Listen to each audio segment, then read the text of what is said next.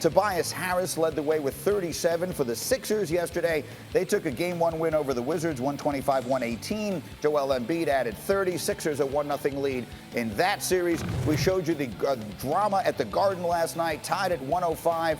With less than a second remaining, Ice Trae, they call him, Trae Young with the floater to silence the crowd and give the Hawks a 2-point win in Game 1 over the Knicks. And then if you didn't stay up late last night, you missed Dillon Brooks and Ja Morant combining for 57. The 8 seed Memphis steals Game 1 over the 1 seed Utah, which played without Donovan Mitchell, 112-109. And then we opened the show this morning with LeBron and Anthony Davis held to a combined 31 points. AD really struggling as the Suns took Game 1 over the Lakers. Davis shooting 5 for 16 from the floor. The Lakers will look to bounce back on Tuesday. And so here we go. Our favorite odd couple, Zach Lowe, and Big Perk, Kendrick Perkins, getting up with us today. Big Perk, I will come to you. I mentioned all 16 teams in action over the last 48 hours. What was your number one takeaway from the weekend?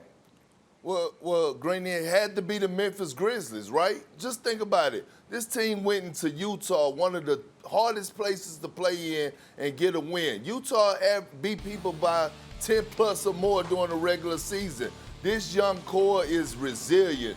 Dillon Brooks and Ja Morant, that's one of the most underrated backcourts in the game. And you know what, Greeny? Let me tell you something. It's not going to get easier for the Utah Jazz because now this Memphis Grizzlies team, they have confidence. They have swagger. And like my grandmother say, they have old souls, baby. They really do. They have old souls, and they play with a great, inspiring type chemistry. For as young as they are, I agree with you. They basically won 3 playoff games now, consecutively, beating San Antonio, Golden State, and then taking Game 1 last night. Zach Lowe, how about you? What was your number one takeaway from the weekend?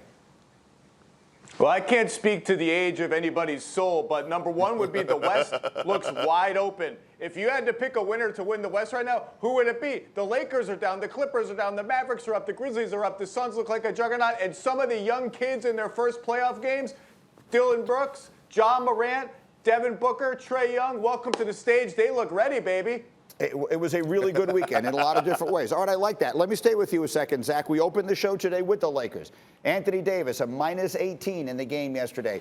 LeBron James with the shoulder. Who knows what was going on. You know, he had a little bit of a controversy off the floor over the weekend and all the rest of that. Are the Lakers in trouble? Yeah, they're in trouble. I mean, if LeBron and AD, and particularly LeBron, is just not going to put his imprint on the game for 48 minutes, he can't wait till the last 5 minutes when they're down by 12 to start posting up and playing bully ball and all that. If he can't impact the game for 48 minutes, the Suns are good enough to win this series. Absolutely. What do you think, Big Perk? I think Zach didn't get enough sleep last night. First of all, Zach, listen, the Lakers are not in trouble. Do we remember last year what happened in the postseason? They lost game one majority. They lost game one majority of the time. They always are going to bounce back.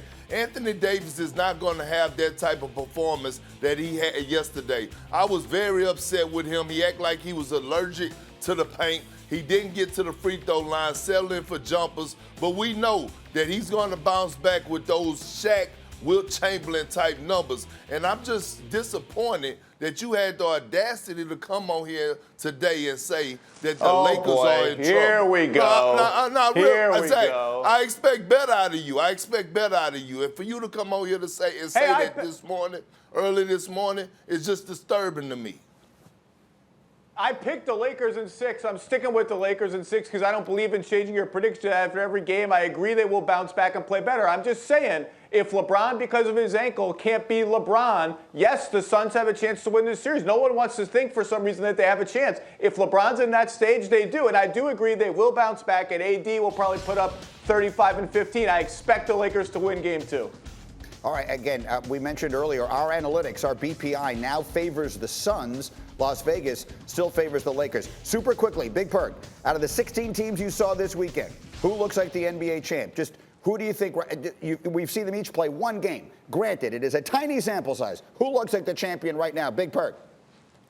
It's the Brooklyn Nets. I mean, just think, they struggle, and I get it. They're playing against a injured Boston Celtics team.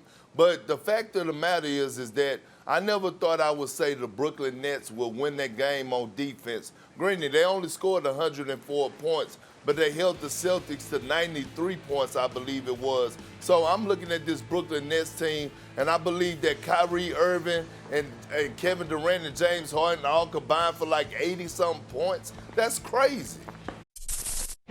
Thank you for watching ESPN on YouTube. For live streaming sports and premium content, subscribe to ESPN+.